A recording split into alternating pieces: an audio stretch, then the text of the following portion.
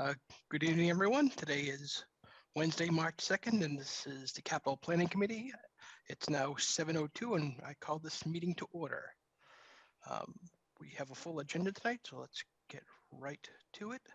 First up is Dave Fields from our DPW department. Dave, the floor is yours.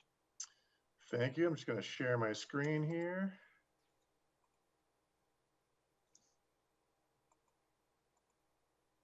Everyone see that okay? Yes. All right. Good evening, Dave Field, Director of Public Works. With me is Rich Tierney, Water Operations Manager.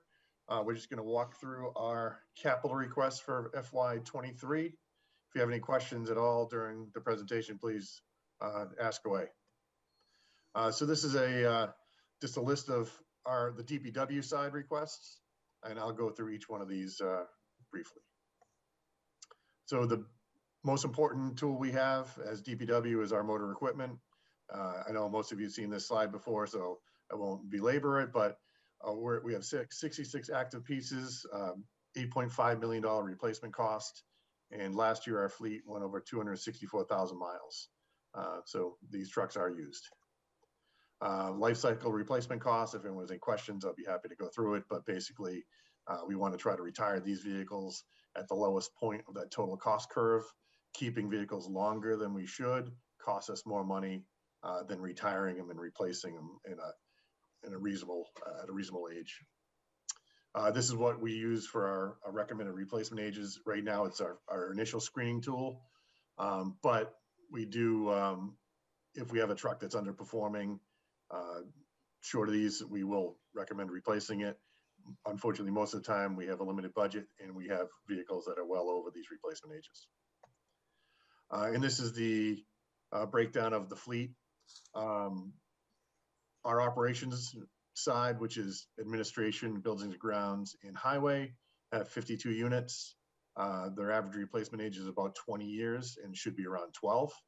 And water, which has a little more flexibility on the budgeting side because it's enterprise account. You can see it's closer to the retirement age and the target replacement age are almost the same. And that's only because we have a vehicle, a spare backhoe, which we're holding as a spare, which tips that scale. But in general, we need to be spending $720,000 a year on the fleet to not go any worse than we are right now. And so spending more than that will help us get our fleet age down to our target replacement age. Funding less is going to increase our replacement age. So just jumping right into it, for the DPW side, we're proposing to replace truck number 2. It's a 1999 Mack. It's well past its useful life, and we're going to replace this with a 35,000 GVW hook lift. We have 4 of those in the fleet now. They're very versatile vehicles, and they work out excellent. And that's what we're proposing this vehicle. Replacing truck 4. I should just note that picture is about 10 years old, so it doesn't look like that now. But again, this is past its retirement age. That should be about 12 years for this class of vehicle. We're going to replace that with a 2022 either F550 or 5500 class chassis hook lift. That would be about 150,000. We need to replace our loader. We did get a new loader 2 years ago, and that's a great piece. It's added a second loader to our fleet, but our first loader needs to be replaced. It's 16 years old, and it's got significant corrosion issues. I mean, these things deal with salt half the year, and that really does take a toll. So we're proposing to replace this with a new front end loader for $191,000. Replacing truck number 26, E350 van. It's 17 years old and past its retirement age. We'll replace this with a transit class van. Not exactly sure which model we're going to go with, but something along those lines. And that cost is about $46,000. Replacing a vehicle that's at its retirement age, although we probably will not actually retire this vehicle. We'll probably have something worse in the fleet that'll go. This will be put into the pool, but basically looking to replace this vehicle with another SUV for the administration division. And replacing vehicle 63, which is our 2005 Holder. It's our oldest sidewalk tractor in our fleet right now. We do have a new Holder that's about a year old, which is working great. So we'll probably stay with the Holder type vehicle. That's a $205,000 purchase. And just, I'll mention the water now, but this is coming out of water funds and we'll see it again later. But again, the 122 is the water dump truck. It's a 2012 Freightliner. This is underperforming and it's become unreliable. This is a critical piece because this is a water division's really only dump truck. And when it's down, that creates a lot of problems. So we propose to replace this with a similar vehicle to what we've been buying on the highway side, a 2022, I'm sorry, there's a typo, and that should be a 35,000 GVW hook lift. And then that gives flexibility to use a flatbed, to bring container out to a water main break, to bring trench box out to a water main break on the flatbed, drop it, go back, put the dump body on. So it gives a lot more flexibility for the water division. And that's it for vehicles. Any questions on vehicles before I move on? No, David, I think we've seen those vehicles for a couple of years. Great, thank you. So the next item we have for DPW is small bridge culvert design.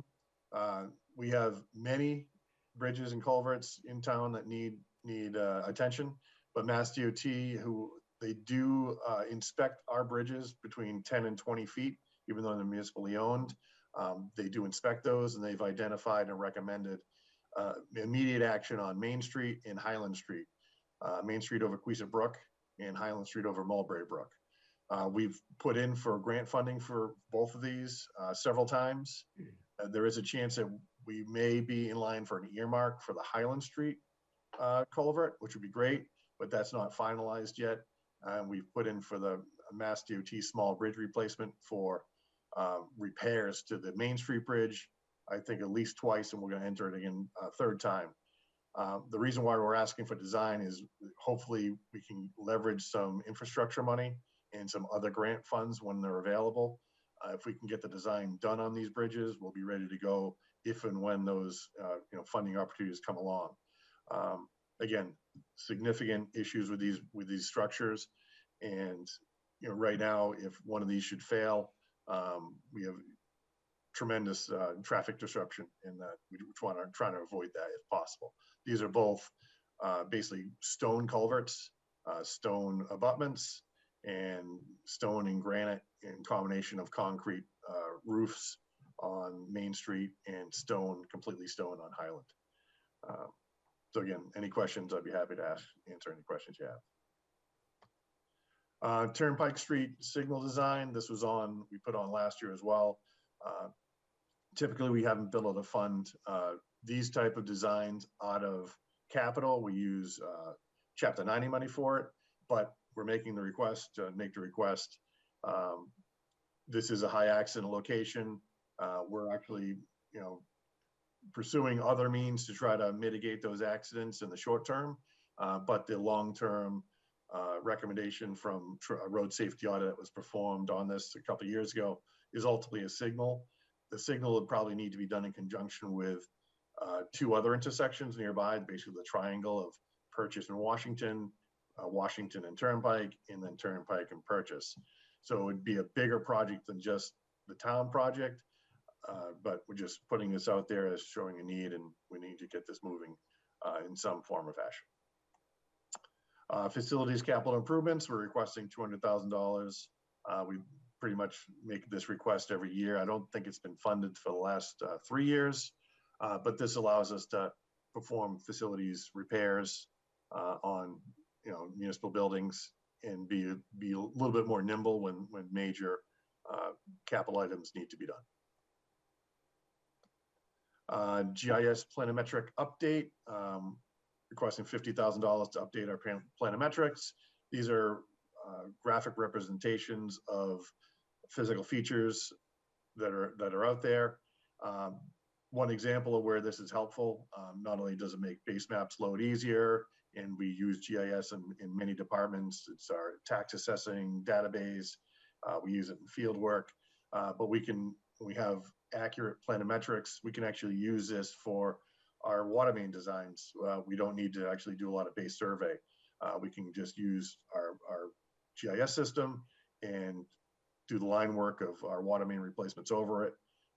Some spot elevations here and there on crossings, but basically this saves a lot of time and effort and money if we have good planimetrics. So recommending a planimetric update to use a recent flyover and update our planimetrics. ADA transition plan. Again, this is kind of a reoccurring request. $25,000 to implement needed ADA accessibility improvements. We estimate there's about $5 million in needs throughout town. Obviously, that's a lot, and we're just trying to knock these off as we can. Whenever we have a project that involves ADA accessibility, we do incorporate that. So a lot of the times we've been able to do that through other project budgets. But again, we're doing our due diligence here and requesting this transition plan funding. And this is a new item. It's a 308 class excavator for about $135,000. It's a piece of equipment that we rent every year. And we typically spend between $20,000 and $25,000 in rental charges per year. We use it for our road work projects, doing catch basins, doing drainage projects. We actually, if you go to the town hall, we have one of these sitting out there now. We're doing a project for the town hall drainage associated with the CPA project for the facade, and we're installing new drainage. Again, if we had this as part of our DPW equipment fleet, we would use it a lot more than just renting it for the $20,000 to $25,000 in rental charges we do per year. We do have a trailer that can haul this, so having this would allow us to be a lot more nimble.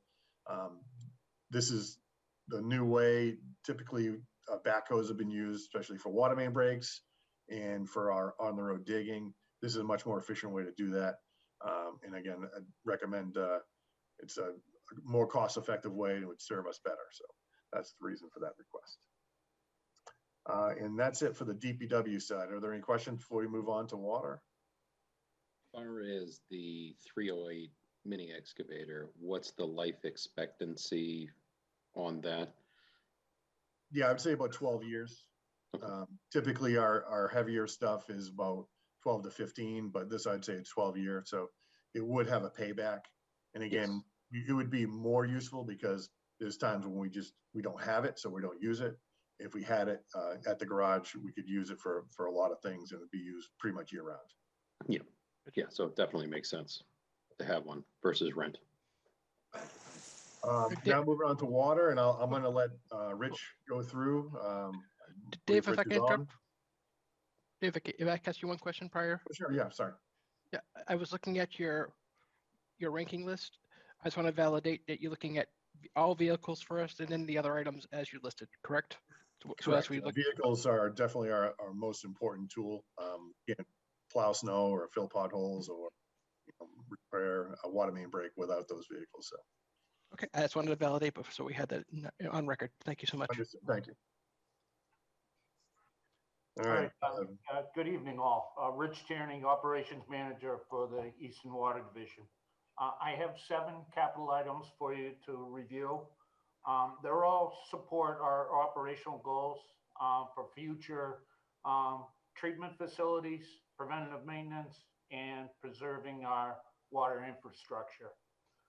The first item, which you've kind of already heard about a little bit, is a 2012 Freightliner dump truck, which is our prime heavy mover.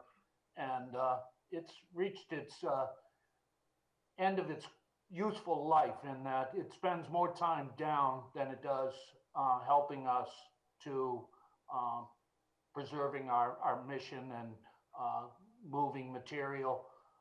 In the last couple of years, we've seen this truck when we needed it most. It has been least effective, and we've always had to lean on our highway department to provide us a backup alternate. So that's why we're looking to replace this piece of equipment. The next item I have is annual event that we look for funding for replacement of water mains in our system.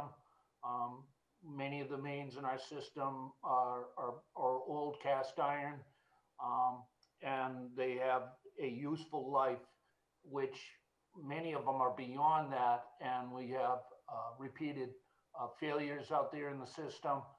So we will be working in conjunction with the DPW pavement management program to go after areas within Easton and replacing sections of our water main. The next item I have is our Bay Road water storage tank restoration. This tank was built in 1957. It was last painted in 2007.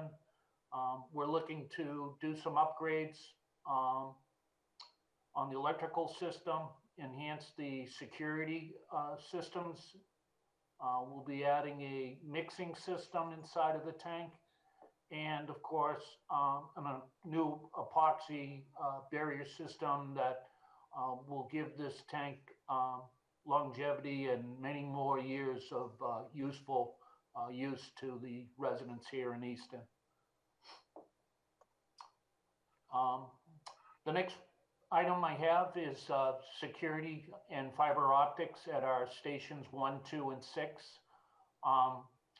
This project is also interwoven with future treatment facilities that will remove the PFAS, and this fiber optic allows a much more enhanced, allowing more data and communication, better communications.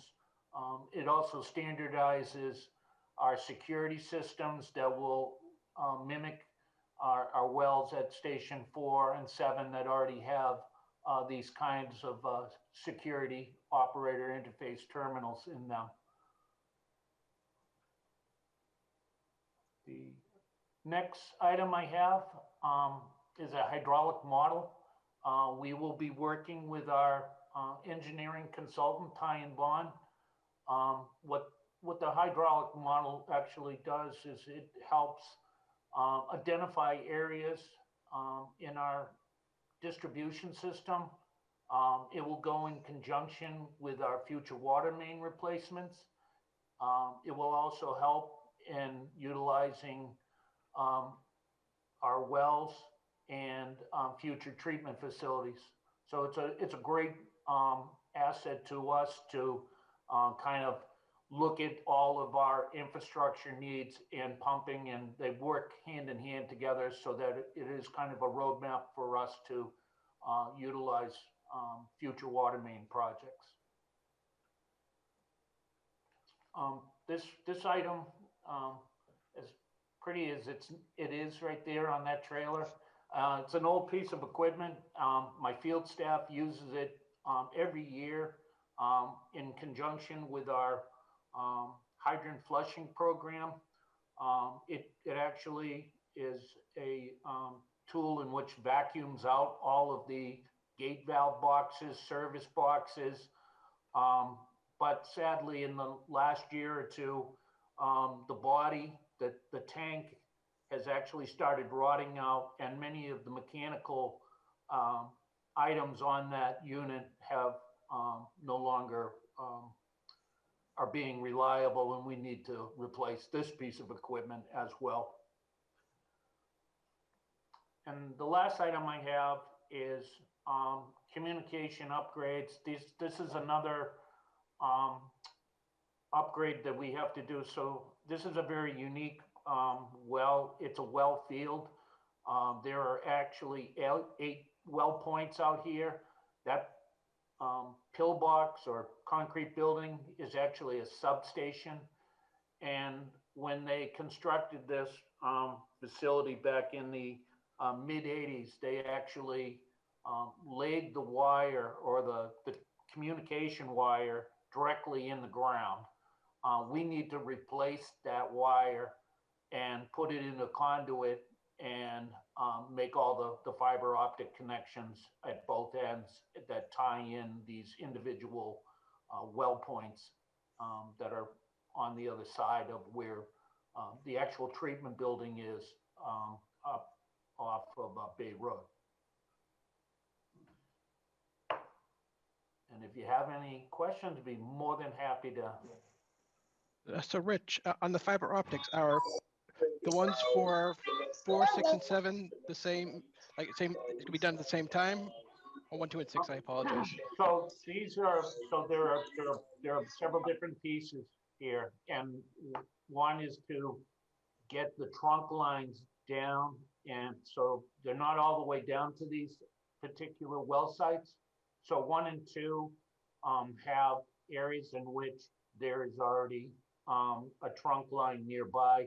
And so those will be extended down and brought to those locations.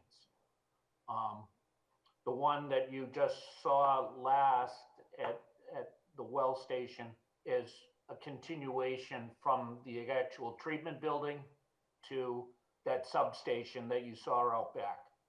Great. Okay, thank you. And all of these can be run in conduit, so that it won't be directly in the ground? Correct. Okay. Yeah, I can just put a little color to that too. So right now our SCADA system goes over the radio. And so what can get transmitted via the radio is much less than what can be done through fiber optics. With the construction of the new treatment plant for 3, 5, and 7, and with the PFAS plants, we're also looking to do this as well. We're going to be running, primary will be now the fiber optics, and the radio will be backup.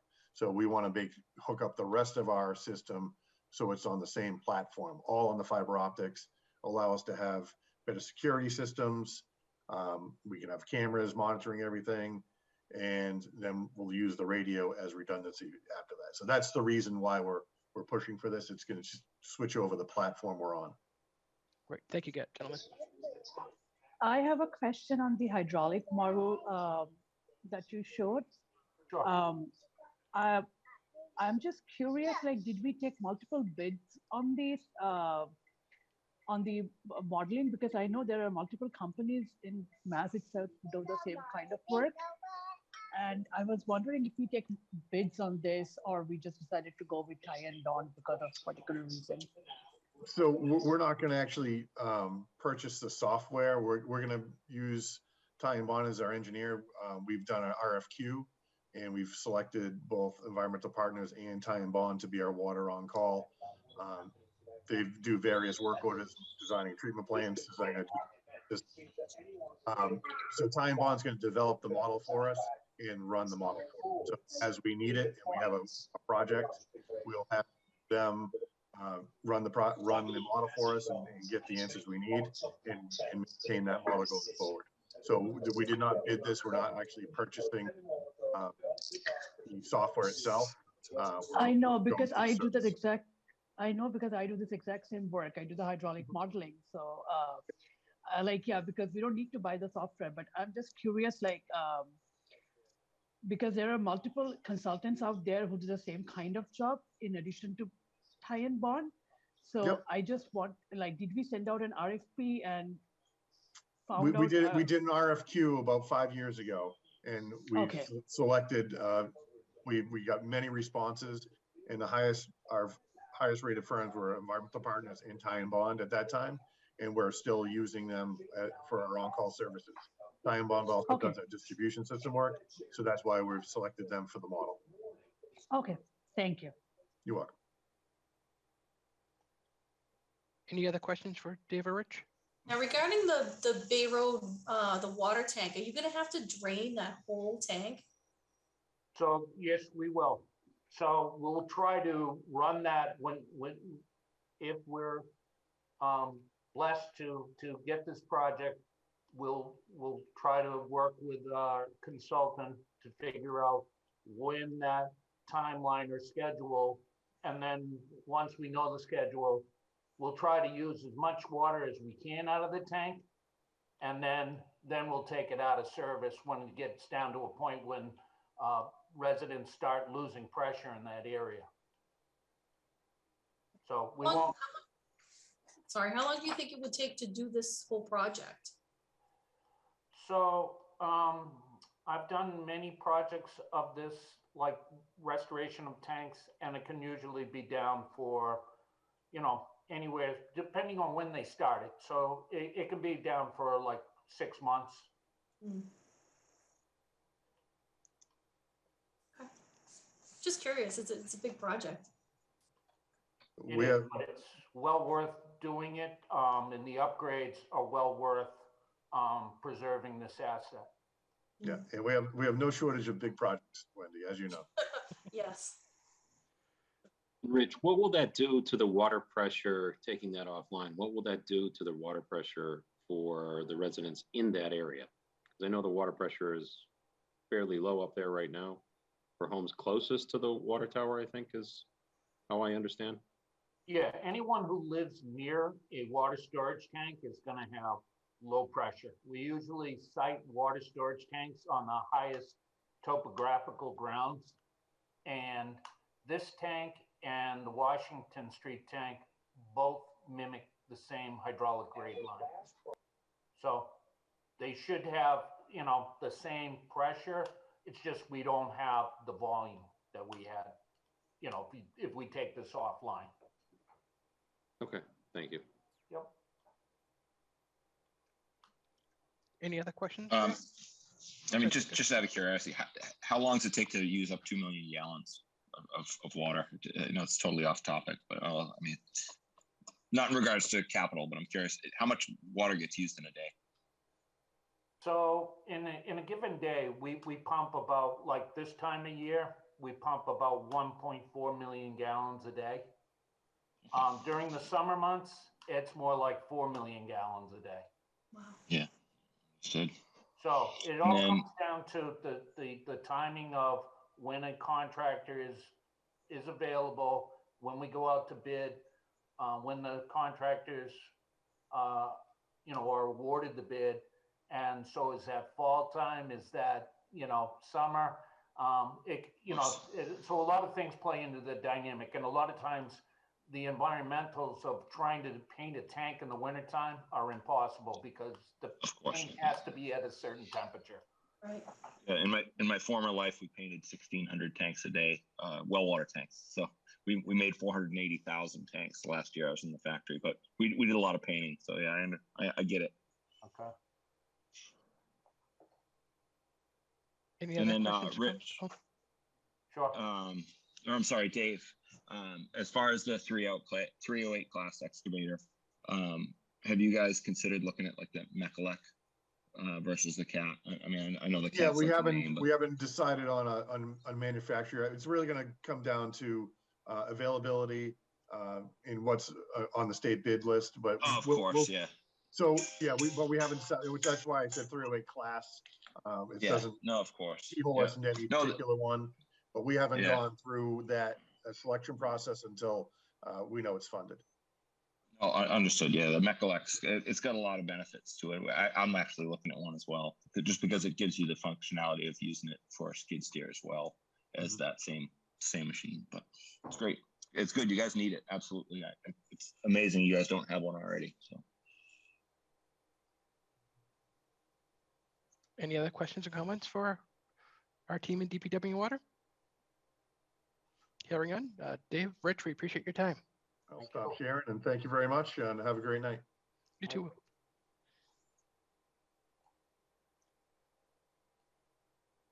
I just need a few moments. I'm going to bring in this department as panelists. Thank you.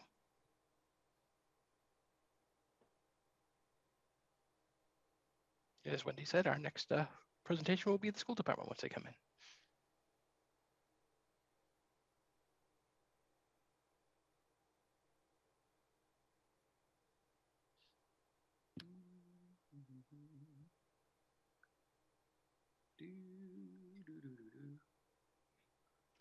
Well, good evening, everyone. Thank you for joining us.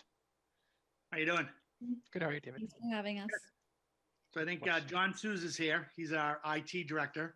We have Dr. Alicia Cabral's on the call with us. We have Bill Matthews, our athletic director, is here.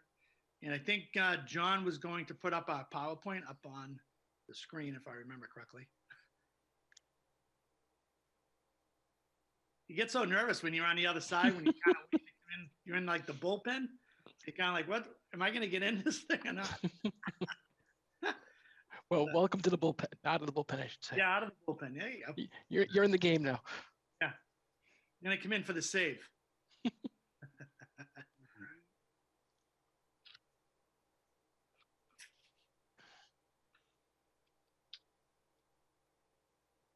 Wendy, I'm not sure John Souza is in presentation mode.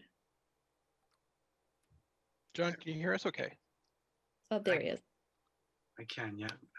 Just give me 1 second. It's going to want me to reopen to present.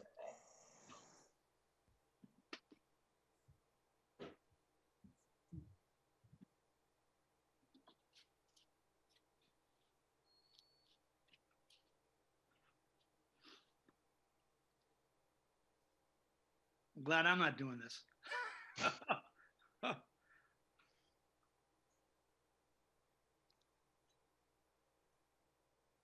Technology is always challenging, especially when you need it. Yeah, we lost him, actually. Yeah, Yeah, he he's, went out. I don't know. See him here. I think he logged off completely. He's trying to log back in now. I would Okay, assume. yeah, I'll watch for him. Here, here So do you he want is. me to just start? I actually sent you the, you probably have hard copies, I think. And I don't know if you have packets or what, how it works. Oh, John's getting back in. Yes, I believe we have your presentation online. Don't we? Let me take a I had quick the look. spreadsheet. I don't, Oh, did you send me not the the present- presentation? Yeah. Yep. If I remember correctly. There we go. All right, we're in. Thanks, John. Awesome. Okay, so anyways, so I'll just kind of start off. So as I mentioned, we have Dr. Cabral here, John Souza, our IT director, and we have Bill Matthews, who is here. He's the athletic director. We'll kind of be going back and forth because there's different pieces as we go through the slides that each person has a role to talk about. So with that, if we can go to the next slide, John. So on the first slide, it's just really an overview of all the different items that we're requesting capital funds. The first one is the reconstruction of 5 tennis courts with asphalt. As you can see, it says $350,000 for that. And we could apply for CPA funds for that particular item, but that process starts in like July. And we've had a meeting with the recreation department. And we also talked to the CPA, the planning department. And apparently that starts in July, and we had started the process. We thought we were early. We started in like December, but the way their timeline works on their when they get different projects, we're a little bit behind. So we would actually, if we went to the CPA, we'd have to wait until next May. So May of 23. So even though we could get CPA funds, we'd have to wait till May of 2023. Some of these items, especially this tennis court item, is kind of crucial. So we'd like to kind of bypass that process and obviously go through the capital planning process. The next item is a literacy program, and that's David? for the K to 6 students, and Dr. Cabral will talk about that in a little while. We're also David, looking you at. want to just go to this is just the overview. Do you want to go to each slide and discuss them while the details are there? Yeah, we can do that. That might probably be quicker. Yeah, sorry about that. I mean, it's kind of 6 and 1/2 dozen the other. There you go. So the first slide is about the tennis courts. So I'm going to turn it over to Bill. I'll also, if Bill has any issues, if you need me to explain a little bit more, I can jump back in. But we'll let Bill kind of talk about the 5 tennis courts at Oliver Ames High School. And again, we had applied for CPA funds, but again, that wouldn't be available to us until 2023. So Bill, are you there? I'm here. All Hi, right. everybody. I think that the slide and the pictures pretty much depict what we're dealing with the tennis courts. The cracking situation is just becoming increasingly worse. And my concern at this point is when we cross that threshold of not being able to use the courts, I think that they're marginally useful or usable for competition this spring. And then if we have to wait another spring, 2023, before getting CPA money, I'm not sure they'll be playable then. So ideally, it would be nice to get the funding in place and try to replace the courts this summer or fall so that next spring we would have playable courts. I can't guarantee they wouldn't be playable. We've been working with the DPW They're experimenting with some patching options to try to keep the cost down and keep the courts playable. But the results so far have been, shall we say, 50-50 or marginal at this point in time. So we are requesting the funding. I think the money that's in there, the $350,000 for the tennis courts, the basketball courts, we can put on the side for now. And we certainly would apply for CPA funding for that project and treat them separately. Based on my conversation with Cape and Islands Tennis and Track, who do this type of work, there is no cost advantage for doing both projects together. So separating them is certainly a reasonable thing to do. So again, we're really focused on the tennis courts at this point in time. They're in the worst shape, and they're also the courts that we use for our varsity tennis teams, boys and girls, and of course, from a recreational standpoint from the town. One of the other things that we want to include is certainly exploring the option of including pickleball courts. I'm not up to speed yet in terms of whether or not they can be incorporated within the tennis courts or if they have to be separate, but that is something that we're looking at as well to create a recreational opportunity there. So asphalt, I think that we originally went in looking at post-tension concrete, which is the material used at Frothingham for the tennis courts when they replaced them over there. The cost on those is about double the cost quote that you see in this slide. So I think the estimate was around $700,000 for the post-tension concrete. So we've decided that we would go the route of asphalt at this time just to keep the costs down. So that's what our request is on the tennis courts at this point. Certainly field any questions that anybody has. So Bill, what the concrete versus the asphalt, what's the life expectancy of each? They guarantee the post-tension concrete for 25 years. And of course, the companies that put that stuff in say it'll last a lot longer than that. It's a newer product, not brand new, but it's just now becoming more common. The asphalt, 10 to 15 years. I think the asphalt that we have is a 2007 installation when the new school or the addition on the school was done. So that is pretty consistent with the product that was installed when the courts were done. Thank you. Okay, any other questions? All right, we're going to move on to the next slide. So the next slide talks about the new literacy program, and it's for the K-5 grade level. I don't know if Dr. Cabral wants to elaborate on that program, but basically it would be replacing the Reading Street program, which is no longer being published. So I don't know if Dr. Cabral wants to elaborate on that program. Thank you. Yeah, in grades K through 5, where the students are learning to read, we have a basal reading program for students, and there are a lot of components to it.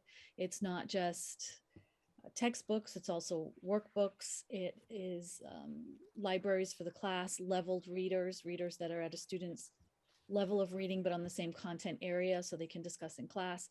These many components create one of our more expensive programs in a district because there are so many components involved with it. The Reading Street we've used for a decade at least. Reading Street is actually no longer being published.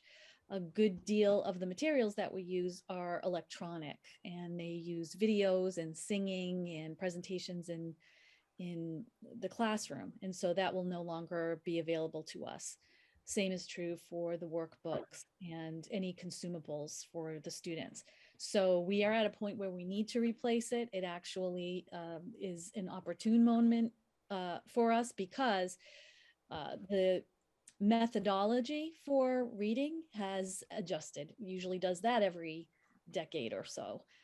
And so now it's more about the science of reading, and our staff is going to be very highly trained in this area. And so we're looking for updated materials that go with that, as well as the standards for the state of Massachusetts. So it is a costly expense. We are estimating around $500,000. As I said, a lot of this is, you find that generally there are many more components in kindergarten and grade 1 and then they get less as they get older. But the more reading materials we have in the hands of children, obviously, is very critical for their development.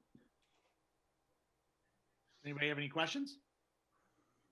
Okay, next slide. Any idea of what program you were gonna go with, or you're gonna have to go through a whole selection process? We do. We go through a selection process. Mrs. Pruitt, the assistant superintendent, has actually put together a team already to do that. What we actually use a bit of a backwards design in Easton. Typically, districts for any of our programs, excuse me, for any of our programs, we develop what we're looking for in terms of pedagogy, materials, resources for students, and the quality. And then we put it out to vendors. And anyone who thinks that they have what we're looking for, we have them come and do a full presentation to us, as opposed to a lot of districts will just have, 8 different vendors come in and have them all present. That can be, it's not the optimal way of doing things. You want to stay focused on what's most important for in terms of instruction.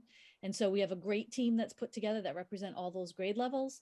They go through, they look at rating systems, they look at the science of reading, how things are used in terms of the literacy components, phonics, phonemic awareness, vocabulary, reading comprehension. And then they have the vendors come in, make presentations. They provide us with some materials. We have teachers pilot in the classroom with children. Sometimes it looks great on paper, but when you actually try to use it with kids, it's maybe not as engaging as we think a 6-year-old may find it. And so we go through that entire process, and then we purchase the materials for teachers so that they can be trained with the actual materials. And does that cost represent like what your upfront cost would be? Like what do you anticipate like your annual cost would be going forward? Annual consumables we actually have built into our budget already. So that's above and beyond this initial investment. So we are not looking for any replacement costs on consumables. We have that now. Our science and math are very highly consumable programs. You can imagine every time they do an experiment, we need to replenish supplies. And the materials, the workbook materials in reading, we already have for Reading Street. So we're going to fold over that expense into our operating budget.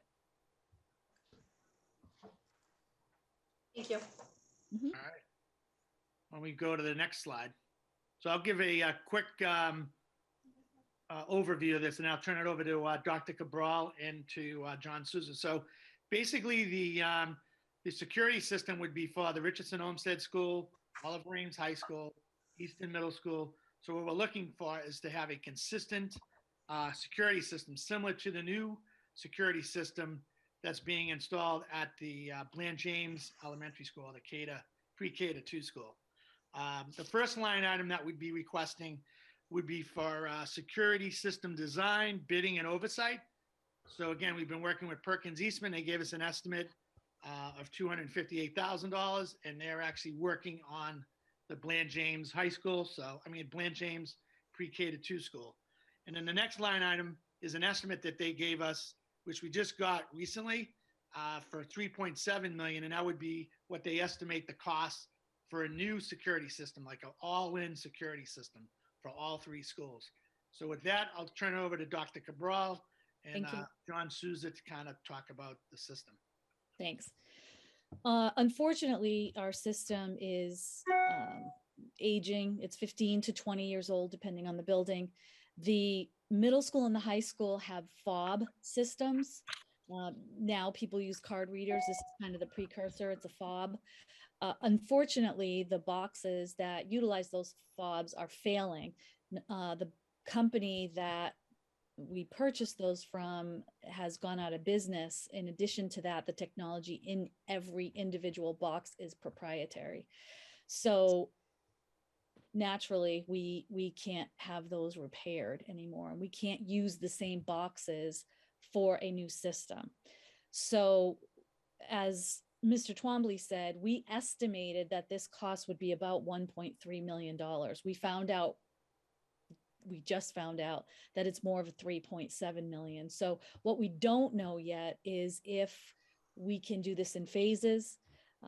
Sometimes with projects of this nature and this magnitude, you save quite a good deal of money if you do it all together, because you have specialized equipment that might be needed. You have people on hand. You can buy things in bulk. We don't know that yet. So we are investigating that. This can only go down.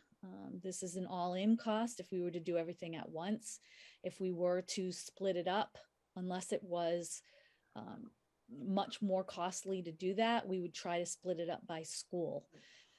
This includes the automatic release on doors. We don't have that everywhere.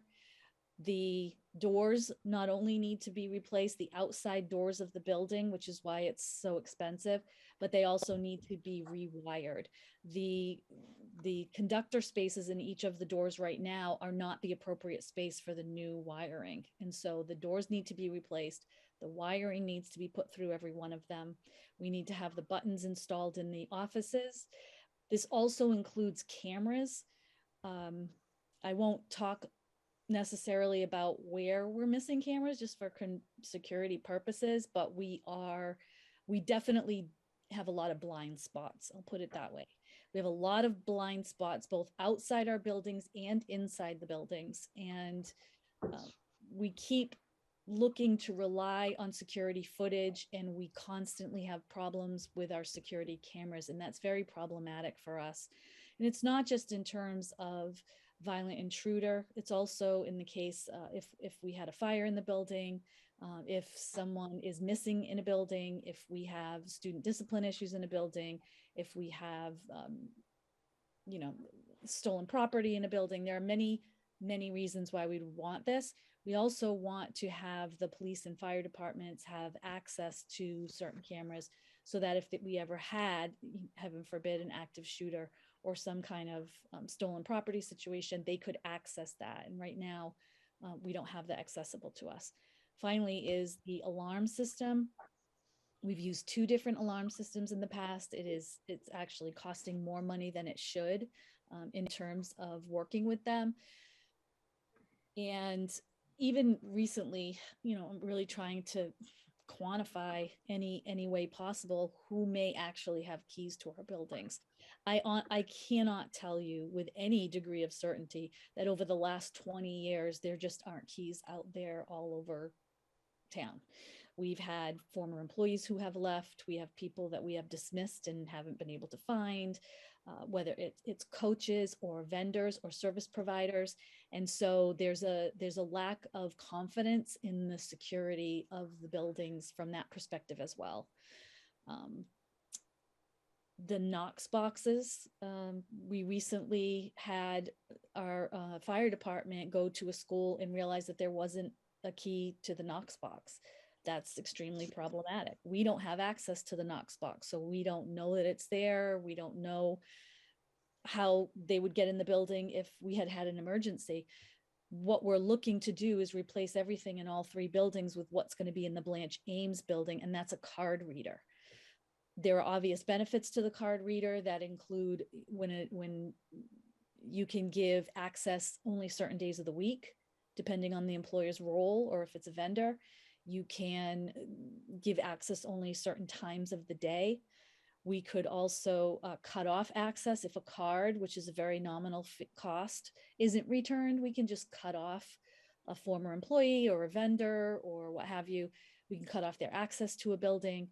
It also logs and keeps track of who signs in, who signs out, when they sign in and out.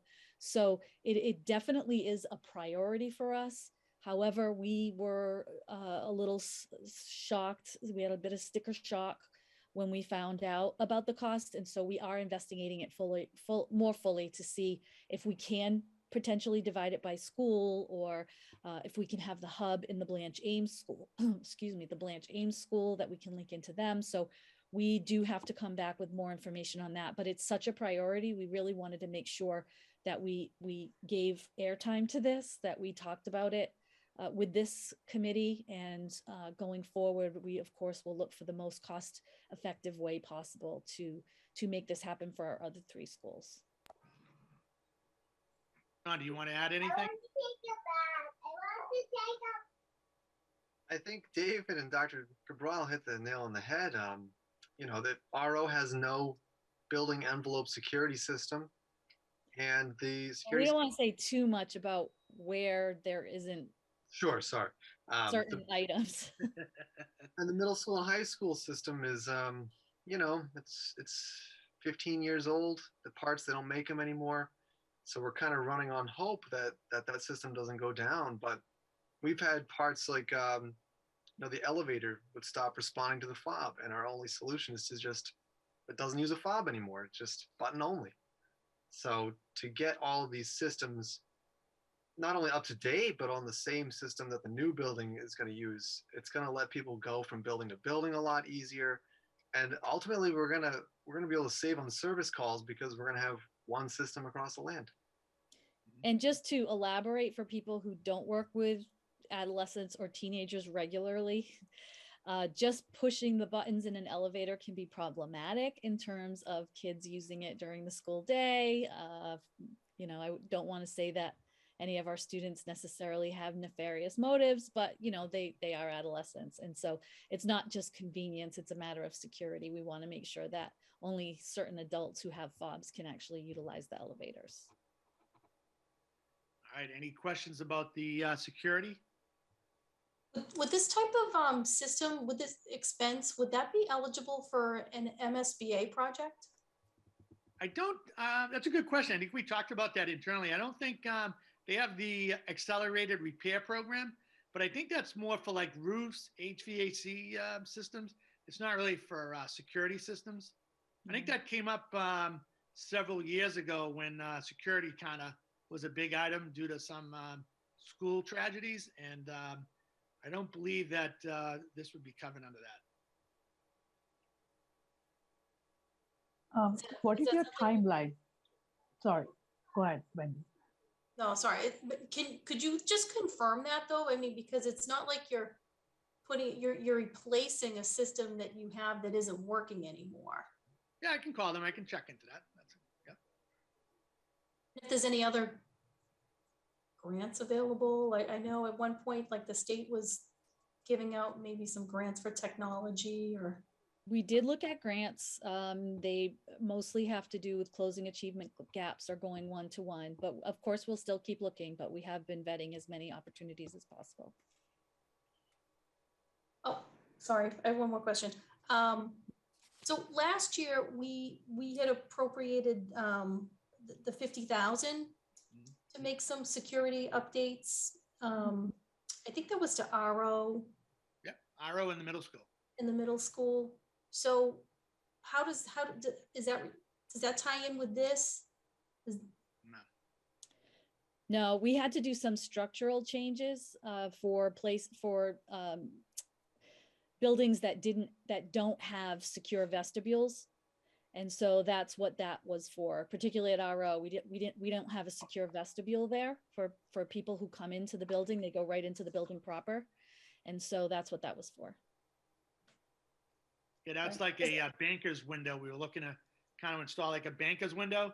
So like if a parent comes up to the school and a student forgot their lunch, instead of having to go through the whole building, they would go up to this banker's window and they would just kind of slide the lunch, just slide the books or whatever it is through the banker's window. Okay. Has that been completed? No, that's an interesting question. So we discussed that. We actually met with the DPW and we ordered the banker's window, but it's on back order. As you know, that there's a lot of supply chain issues. So I've been working with the DPW. We did give a purchase order and we're waiting for it to get delivered. It's in, I definitely can't explain this part of it, but it's in a wall that is structural that we're looking to put this in. The only place possible is in the actual vestibule. And so there was a lot of code issues that we had to meet, which is why it was so expensive. We thought, great, we'll just put in a window, but unfortunately it wasn't that simple. Yeah, kind of get into like some ADA issues. And I think it also get into some building code issues with the building commissioner. Thank you. Okay, so the next slide unless somebody else had any Sorry, questions. Rupsa, did you have a question? I just wanted to ask in terms of timeline, when do you plan to start and how long it's going to take to install it in one building? That is, again, what we're looking at, because we, again, had done this as an all-in project because we didn't anticipate the cost. So what they were looking to do was complete this work over the summer. If it's just one school, can they do it in a shorter amount of time? That we don't know yet, but we will definitely get that information. It's not something that we could really do during the school day. Yeah, that's what my next question was. Can you do it when the students are around? No. Thank you. Sure. All right, so the next item is they're basically called JACEs, and they're basically boxes that help us with communication with the energy management system. And it allows the DPW, for instance, who has access to the energy management system to access it remotely. So if they were at their house and we had a performance inside the auditorium and we were having a problem with the air conditioning or the heating, the DPW could actually access the energy management system through the JACEs. So basically we would be installing these JACEs at 3 of the schools, at the high school, middle school, and Richardson Olmsted School. And it really is like the energy management system, but it also ties in security, electrical, HVAC. It really just ties all the different systems all in to one energy management system. So I don't know if there's any questions on that. I think that's We do have an energy management system, but the DPW has determined that it does need to be upgraded. This helps us save on energy costs. It also, if it helps in urgent situations. If we had a cold snap on the weekend that was unanticipated, they can actually manage the system from a remote site and make sure that the pipes don't freeze, make sure that the air is flowing. Especially now with our COVID mitigation, we have large areas that we need to make sure that the air keeps running, but it allows us to shut it off, but then put it on before students come back in enough time to redistribute the air in the space. So it is very helpful in terms of emergencies, but also for us to save energy when it isn't necessary to have systems on when the areas are unoccupied. Yep. Very good. Any questions on the JACEs? So I have a question, because I know with like the CARES money, there was like a lot of HVAC stuff done already, upgrades to and I think it was programming too. Like roofing units. It was roofing units. Yeah, there's some rooftop units that we've done work on. We've also there's like an energy management company that comes in and periodically has to adjust the system. But this kind of like allows the system to communicate better. So it was under their recommendation that they told us, hey, you need to replace these JACEs before they become outdated. So currently the DPW can access the system remotely.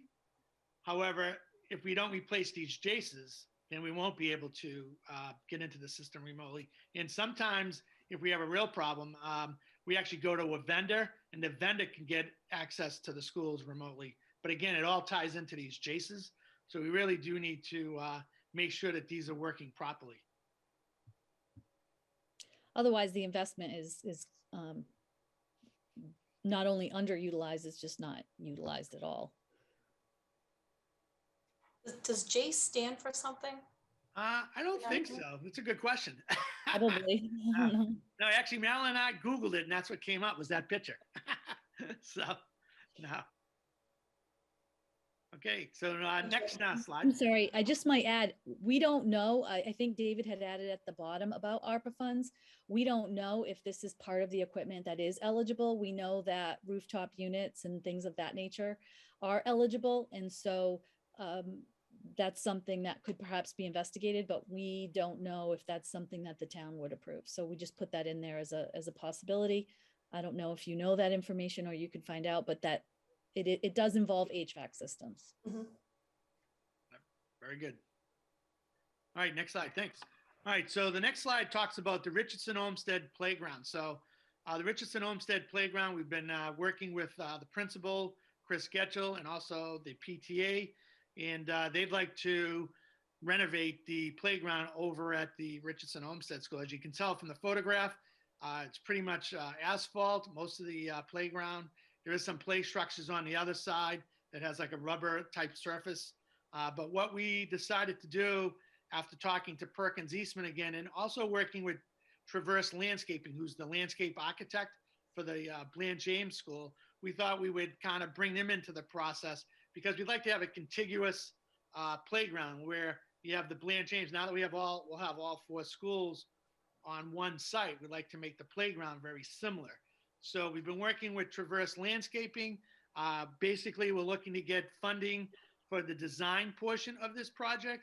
So the design would be schematic design, construction documents, bidding, and also construction administration, which would happen after we went out to bid. So the first thing we would do is we would hire Traverse Landscaping.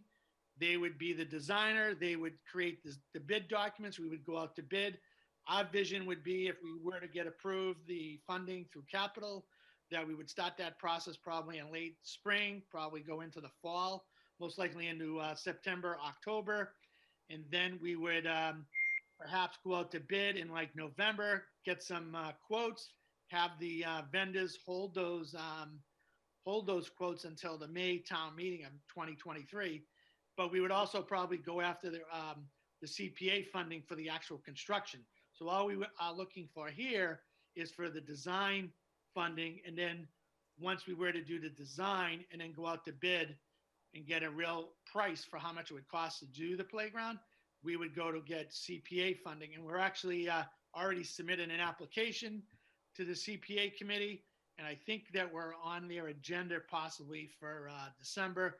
We had met with the Park and Recreation Department because that's one of their steps, but we met with them back in December. So we're just kind of starting this process. We've had a couple of meetings with the landscape architect and Mr. Getchell, and Dr. Cabral's participated in those. But really, we're just looking for funding for the design aspect. And then we would go out to bid, and then we would get some real pricing and go to CPA. So hopefully that makes sense. If you have any questions. Two questions, David? Just to elaborate, oh, sorry, go ahead. I just had 2 questions. Yeah. So A, is the design, is that also eligible for CPA funding? And 2, is there any way that the tennis courts, basketball courts, and this can all be a cost savings for the town? Okay. So what we're looking for here is not to put asphalt again. This is a trip and injury hazard for our kids. And so play structures actually call for a much different foundation. So in terms of putting them together with the tennis, though, it would likely save money in terms of that footprint. That is not what we're looking for here. This looks just like the playground I had when I was a kid. However, it has caused some problems for us. And in terms of CPA funds, the design of it is going to be naturally the least expensive part of this. We think it actually may be another very costly project. So we're looking for partial CPA funding for the playground proper, because the PTA itself has been saving money to try to work toward a playground, and they have over $100,000 saved already for the actual project that they're looking to invest in. I would definitely lead fundraising with them. That is a common project in school systems, is to have a fundraiser for a playground. The school could use the funds that they have a very robust PAC there, parent community group, and they're very good at raising money. So we would be looking for the bulk of that to come through fundraising. We look for partial funding on CPA because we know that those funds are limited as well. The reason we would like to get the design done is because the sooner we have the cost of the project, the sooner we actually have a target for our fundraising. And this is another project that really needs to be done during the summer. We use this playground every single day. It's probably less than 6 times a year that kids are not outside because of such extreme weather. Other than that, they're out there, they're playing. We use this as a load area to get on and off buses. We use this as an emergency egress area during drills or fire drills. So it's an important area that we would want done only during a summer. And so we're thinking actually the summer after this summer. When David says that, or when Mr. Twombly says that we're looking to make it like the other playground, just to elaborate on that, this is not an ADA compliant playground. We're really trying to make every one of our facilities fully inclusive of all of our students. We have students that can't use these, the one piece of equipment that's on each side of the building. We have students that can't use even the marked up areas on the grounds, or there's a maypole there, and it is just, it's very restrictive for our students that have any mobility issues or sensory issues. And so we're looking to make it ADA compliant. We're also looking, now they have some really fascinating equipment for playgrounds that are very specific to age groups. We've learned a lot about that in our process with the Blanche Ames. We also want to make sure that every space throughout the building and outside the building is a learning space. There are a lot of STEM activities, science, technology, engineering, math, and arts that can be done in the outside areas of our buildings. We're not maximizing the space that's out there. Of course, we also want to make sure that it's very safe for kids. These are kids at this school who are between 8 and 11 years old. And there's actually a great deal of difference between an 8-year-old and an 11-year-old, not just in developmental ability, but also in size. There's a big growth spurt there. And so we have literally the same piece of equipment for all kids. It's not age appropriate for all the kids that use it. It's separated right now because the school used to be 2 schools. There's one small piece of equipment on each side of the building. So this is also tying the building in together to make sure that our students are able to make use of the entire space. You can sort of see the play structure on the left a little bit, but you can see that would not be accessible to a student who has an impairment, either a mobility impairment, certainly a sensory impairment. They wouldn't be able to navigate that. And these other items out you see are all freestanding items. We have to bring them in and out every day. They don't hold up well to the weather. And we're constantly checking them to make sure there are no sharp edges. There's nothing that can fall over on a child. So it really is to create a safe and educational space for the kids. But the funding we're looking for is, again, for the design of it so that we can engage the public in a really robust fundraising between the design and a year from this summer, which we will probably need in order to get this into. There's a lot of site work that needs to be done, drainage, an entire new footprint, because it can't be asphalt. You can't even build an asphalt playground now. It's not compliant. We have a lot of, sadly, it's not just Easton. We have a high number of childhood obesity in this country, and we really try to get our kids as active as possible. Recess for these children is really the only other time other than PE during a school day, which they may not have every day, when they're actually being physical. It's also great movement breaks for kids. It's great for de-escalation of behaviors, kids who have developmental challenges. I mean, obviously I could go on and on about the benefits, but David pretty much explained how we're looking to fund this in stages. I'll just add one other thing is that, and Dr. Cabral actually touched upon this, we're going to have like input from the teachers and the nurses and parents. So we're going to have like little meetings, like little committee meetings with the various stakeholders to get their input on what type of playground they want to see. So that would all be part of this whole design process that we would work with Traverse Landscaping with. Are there any questions? Any other questions? Okay, we'll move on.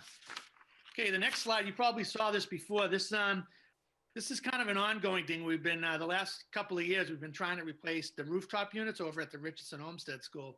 And especially now, as you know, and I mentioned this, I think last year, but with the COVID, we really have to make sure that our mechanical systems are working properly. We have the proper filters on there. We have everything working.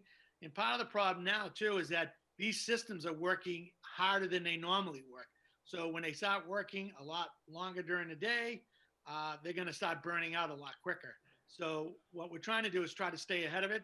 So we've been trying to change out as a more like a preventative maintenance process of trying to change out a lot of these rooftop units before they break down on us. So again, we'd be requesting funding for these. And as Leisha had mentioned earlier, this might come under the opera funds. So I really don't know. That's something we're going to have to work with the town on. But that's what we're looking for there. Is there any questions on the rooftop units? Okay. So actually I have a question. So how many rooftop units would this cover? This would cover about 2 rooftop units. And we would actually, it includes a crane because these things, as you know, are probably really, really heavy. So they have to get hoisted up onto the roof. How many do you like really though? Because I know these have been like on the list now for like a couple of years. So how many do you need? Like if you could do them all at once, like how many would you actually do? Well, if we did all of them, I don't know. I'd have to talk to the DPW to find out how many there are. But we've been trying to like basically do a couple a year and basically look at which ones are the oldest, which ones are kind of breaking down the most. And then we kind of prioritize those. And then we do like a couple a year, you know, because they are quite expensive and it's a big job. Right. Yeah. No, and I can definitely see doing that if we've got to do it through the normal capital process. But I do think these probably would qualify under ARPA. So maybe we can, you know, look at how many. Yeah, David, if you could look at the number that have not been replaced in our last couple of years for all 3 schools and let Wendy know that, please. Yeah, let's check. It's a little bit more critical now just because of the air purification with COVID.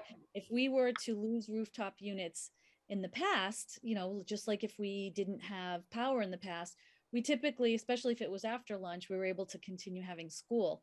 Now we can't have school if we don't have power because we need to have these MERV 13 filters going all the time. All right, so David will get that number to you tomorrow. Thank you. Sure. All right, the next item is the sprinkler system over at the Richardson Homestead School. So kind of like going along with the rooftop units, this is more of a preventative maintenance type of item. We're not having problems currently with the sprinkler system. It's all working fine, but this would be more of a preventative maintenance item where if we could replace the sprinkler system, then we would avoid any kind of costly problems down the road. So again, this could be phased in. We could do half the building one year, half the next, or we could do it all at once. There would be savings if you did it all at once because you have all the setup. So that is that item. Any questions on the sprinkler system? And the next item is the Oliver Ames servery area. And I put a couple of pictures in there. This is kind of where the students go and pick up their food over at Oliver Ames High School. As you can see, there's a couple of cracks. And we made a couple of repairs last year, but this would be something that we would like to replace the entire servery floor. So we got an estimate, it's approximately $40,000 to replace the servery floor over at Oliver Ames High School. Any questions on the kitchen floor? As you can see from the picture, we are obviously concerned about trip hazards for our staff carrying food and lots of heavy equipment, and it's exacerbating the situation faster than we can fix it. And now I'll turn it over to John to talk about technology.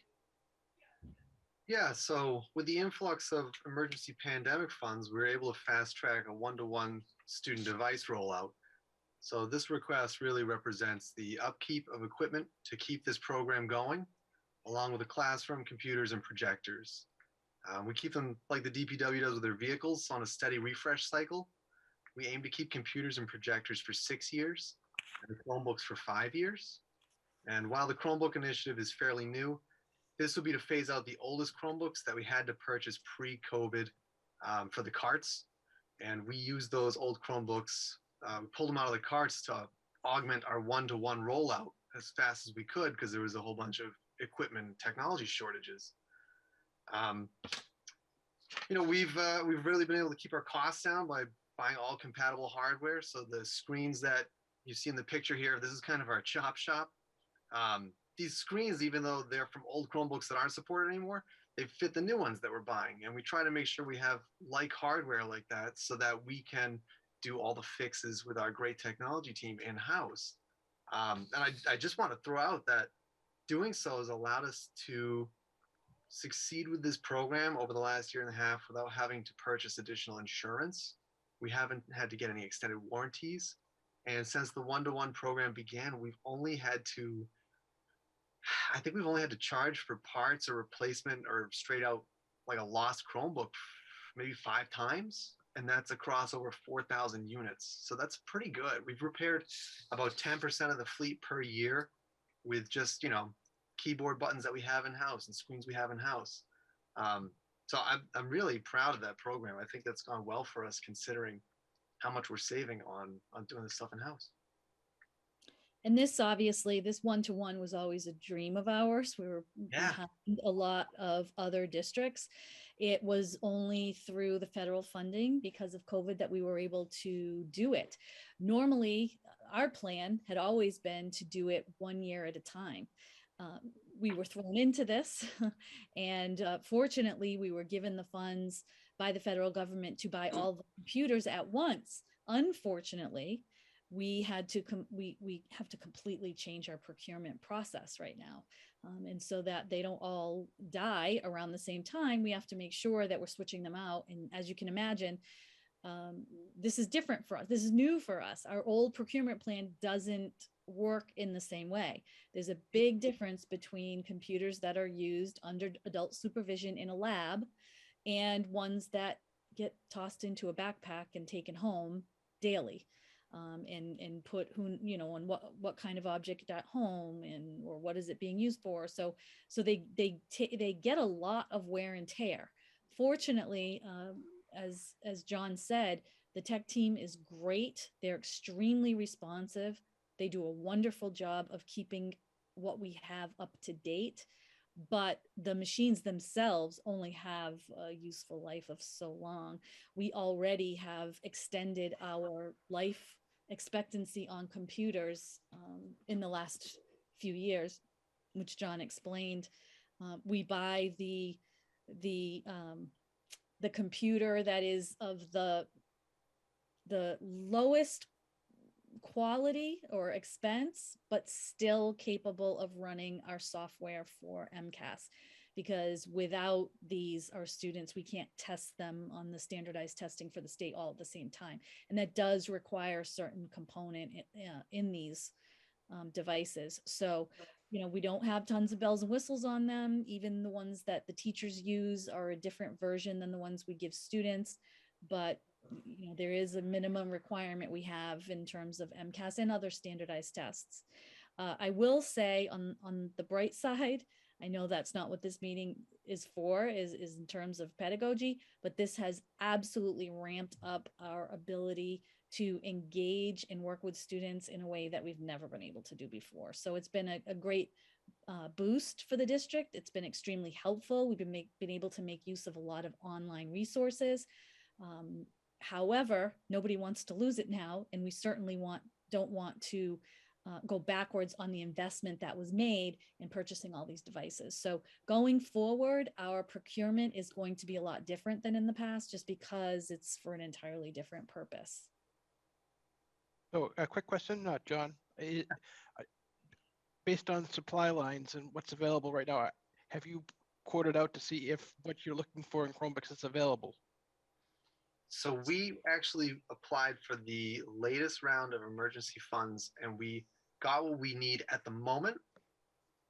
But one of the things, along with damage and they age and get slower, the Chromebooks themselves actually come with basically they don't get updates after a certain date anymore.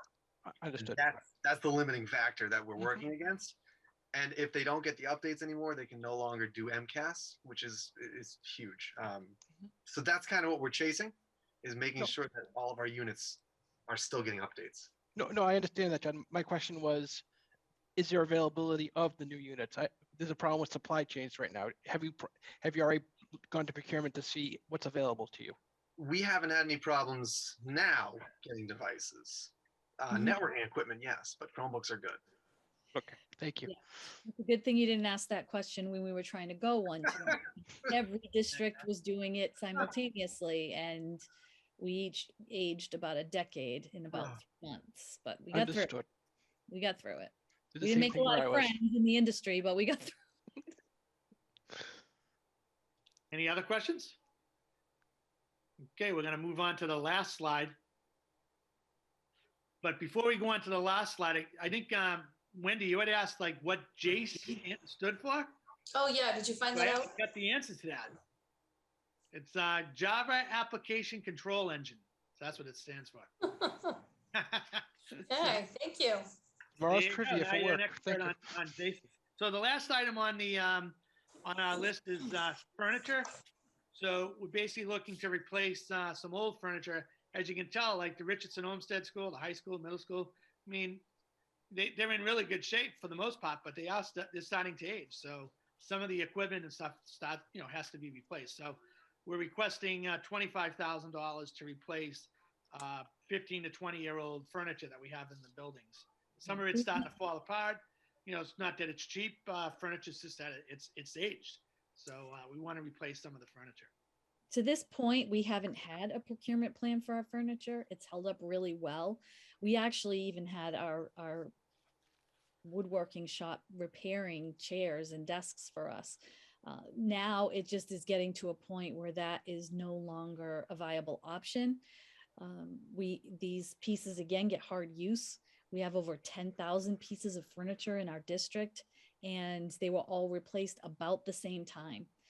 So we need to make sure, again, we are constantly checking things for hazards, when pieces break or when they're vandalized, and we have to replace them.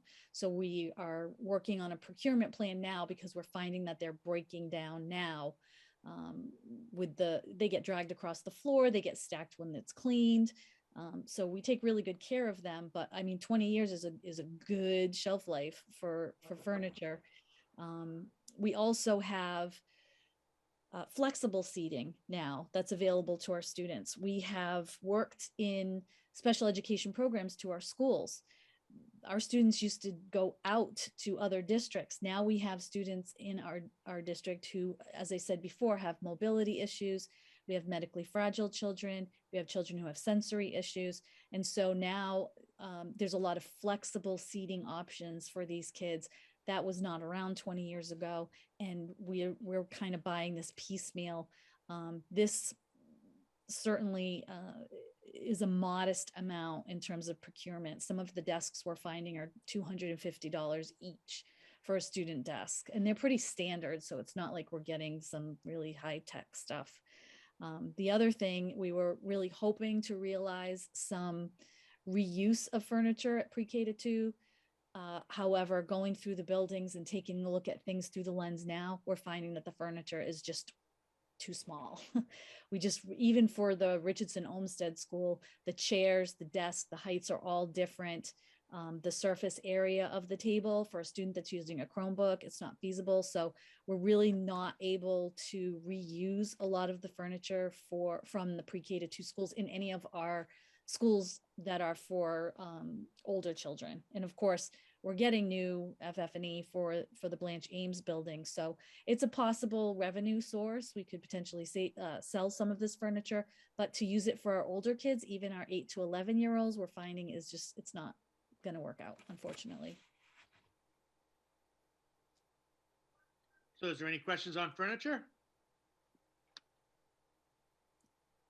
All right, looks like we're all set. Thanks, Wendy. Thanks, committee. We appreciate your time.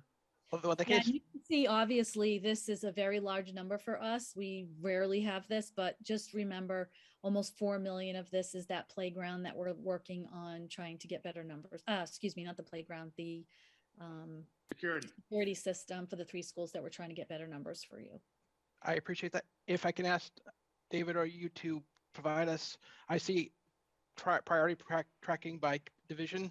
If you can provide us a list of what the top priority is for your school department as a whole, so we can have 1 through 8, whatever the number is, based on your priority, so we know what's most important to you. Absolutely. Yeah, we can do that. Yeah. Thank you. Any other questions from the board? Hearing none, I thank you all for your time. Thanks a lot. Have a great Thank night. you. Bye. Have a great evening.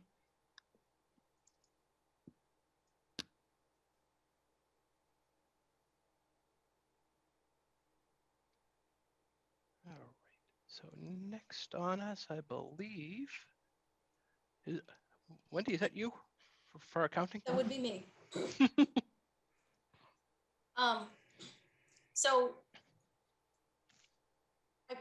I wanted to put it in as a placeholder. And so what I had submitted was, and really the number is a total estimate at this point. I'm not sure what the number will be. We are going to look into it more, but our financial accounting software is really showing its age. The system that we have, it's specially geared towards municipalities, and it's a pretty comprehensive package that we're using right now. So it has a bunch of different modules. You've got accounts payable, you've got treasurer's receipts, collector's receivables, utility billing, purchase orders. The school department is on our system also. We have in-house payroll. There's a budget module. There's a lot of different pieces, but the software that we use is called SoftWrite. We bought it in 2009. We went on the payroll system beginning January 1st, 2009. We went to the GL in like fiscal 10 with it. So we've definitely, had it for a long time. Initially we spent, it was like around 177,000 to buy all the modules, and also to do like training and convert the, information data from our old system. That's what we spent at that time. I don't know what it would cost to upgrade. I put in a placeholder of 400,000. It could certainly be more than that. I mean, it could potentially be less, but I do think that these systems are very costly, and we're at the point now where we probably should start thinking about it. It's the system we have is written in old architecture. Was written in Visual Fox Pro. So it's been around for a while, and I would be really interested in looking at the company that bought SoftWrite also bought some other systems. They bought KVS, which was actually the competitor that we were looking at when we went with SoftWrite, and they also have Springbrook software, which is what we would probably be looking at. That's written on like a newer platform. Our data would be in the cloud. So that's what I would like to pursue, that avenue first, because I really feel like there's only a limited number of options that you really have to go with as far as being a municipality. The other one that's very popular in the state that a lot of communities use is Munis. That is extremely expensive. That's why we didn't even look at them the last time, just because it was just too cost prohibitive. I mean, some communities spent like $1 million, and that it would just kill me to spend that kind of money, on something like that. For us, it's just so much money. We have so many needs, as you can see. So I would be interested in getting more information from our vendor on moving to this other package that they have. And, again, we wouldn't even be looking for it until next year's capital budget, but I did want to put it on the radar so that it wasn't just appearing next year for the first time. Thank you, Wendy.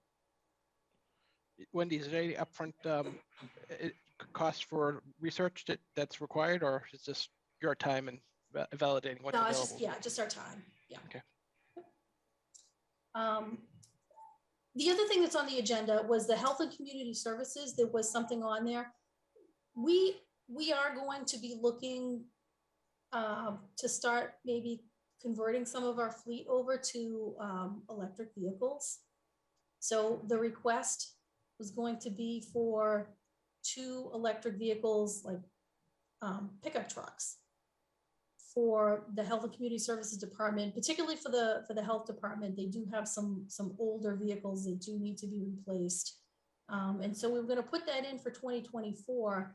However, I believe the DPW is actually submitting for a Green Communities grant for an EV charging station.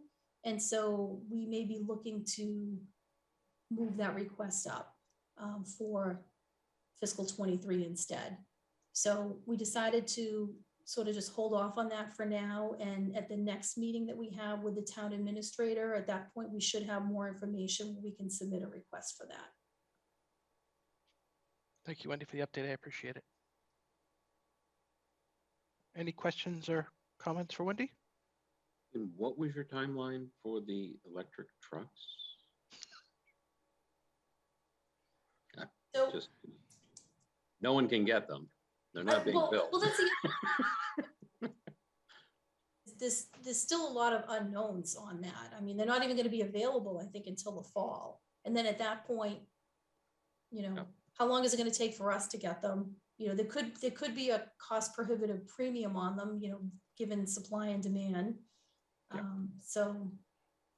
Yeah, right now, I don't think any of them are going to be out until, late fall, if you were on a list a year or two ago. And, you know, full production, I don't think is, you know, sometime deep into 2023, into 2024. I mean, Ford shut down their ordering of their electric vehicle just because they have so many orders. I think all of them are pretty much tapped out for the next couple of years. Yep, spoken for, right? Yep. Yep. And just out of curiosity, I mean, does the Board of Health need trucks? Yeah, they do. They do. Okay. Yeah. You mean trucks versus other kinds of vehicles, or just? Yeah, versus just a sedan. I mean, I know. I mean, I deal with the Board of Health on a regular basis. I know they all drive trucks. I've never asked what they actually put in the back. Yeah, I mean, I know sometimes they have equipment, like especially if they're going to be witnessing like perk tests, or they've got to go out sometimes on, you know, like rougher terrain. Sure. So No, I could get just some more curious, that's all. information if you'd like. Yeah, I mean, there's plenty of sedans. I mean, shoot, I mean, if they need trucks, they need trucks. That's how it is. But I think going electric vehicles is a great idea. I mean, they don't put a lot of miles on them. It's and ideal for an anything electric vehicle that was put on for the fiscal 23 capital budget, we wouldn't be looking to fund at the annual town meeting because we know they're not going to be available till the fall anyway. So you'd be looking at the earliest, you know, fall town meeting. I know they're pretty old, what they have now, so I'm all for it. Awesome. All right, moving on to our next item. I see, has everyone had the opportunity to review what Wendy sent out for our annual town report?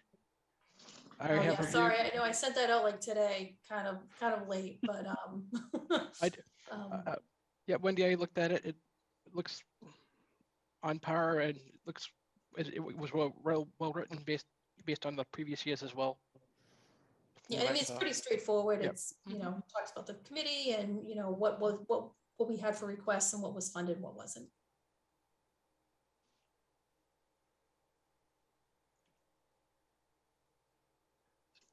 So if everyone had a chance to look at it, or if they need a few minutes, please let me know. If not, I would like to have a motion to approve that.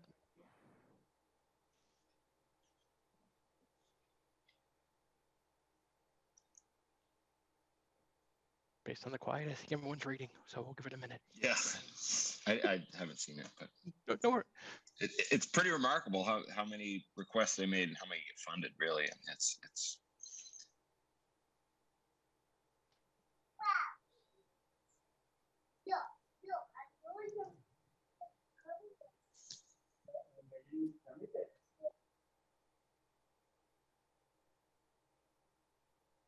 I'll make the motion to approve the annual town report for 2021.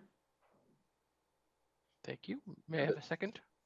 I'll Yes. second it. Okay, great. Second. Any discussion? Hearing none, I will take a roll call vote. DiNapoli, Yes, DiNapoli, yes. McCarthy, Yes. Murphy, Yes. Roy, Yes. and Blumwald, yes. And Nightingale, pardon me. Nightingale, yes. All right, that has been approved unanimously. The next item on our agenda was a review of our last meeting's minutes. Has everyone had the opportunity to look at that?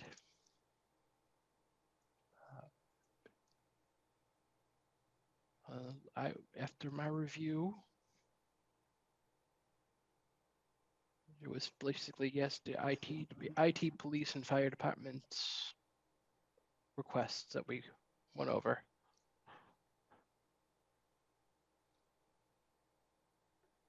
Yep, looked accurate to me. All right, may I have a motion? I'll make a motion to accept the minutes. And may I have a second? Second? Thank you. Any comments or questions? Hearing none, I will take a roll call. DiNapoli, DiNapoli, yes. McCarthy, Yes. Murphy, Yes. Roy, Yes. Nightingale, Nightingale, yes. and Blumwald, yes. So that is also approved unanimously. Let's see. Is there any new updates or requests that we need to review for the board? I am not aware of any, so I just always put that in there just in case anything comes up.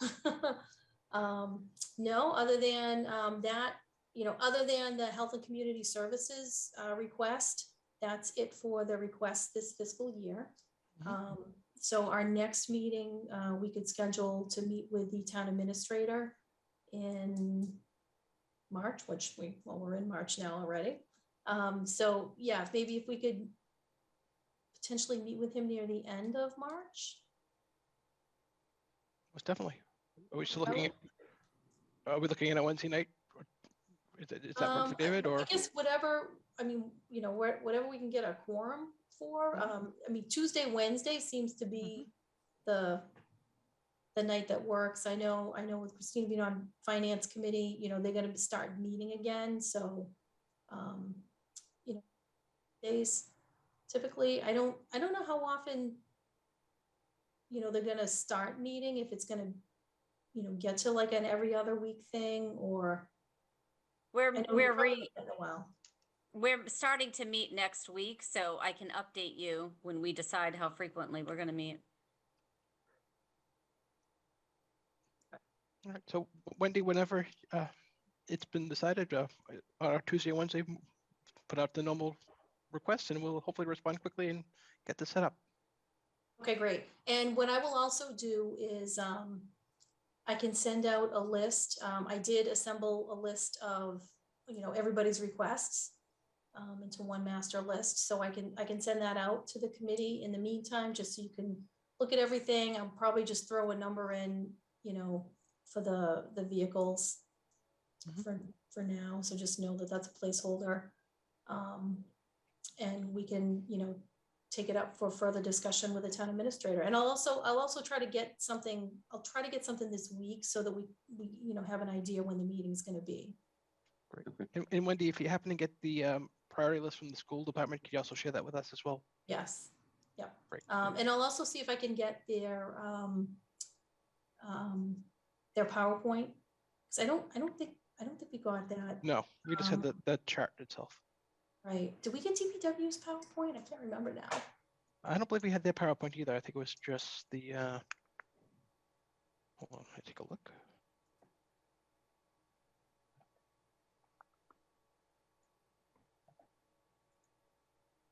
Sorry, I was muted, but some of those pictures were on the town website that Dave presented in the PowerPoint, so you might have just gotten them in a different format. Oh, okay. All right. Yeah, I'll I'll check and see, because, you know, usually with the PowerPoints, I don't like to put that in with the stuff. You kind of feel like I'm stealing the thunder, but Yeah, I'll get that out. I'll get that out. It's a good reference tool. Yeah, He's got the whole thing out there on the website. yeah, it has the Adobe program right there. He has the PDFs of everything. So great. Any other comments, questions, or if not, may I have a motion to Make a motion to adjourn. and a second? Great. We'll take a roll call. Napoli, Napoli, yes? McCarthy, Yes. Murphy, Yes. Roy, Yes. Nightingale, And again, yes.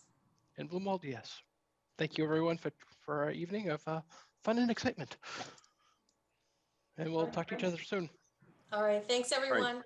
Yes. Have a good All night. right, have a good night, everybody. Thanks. All right.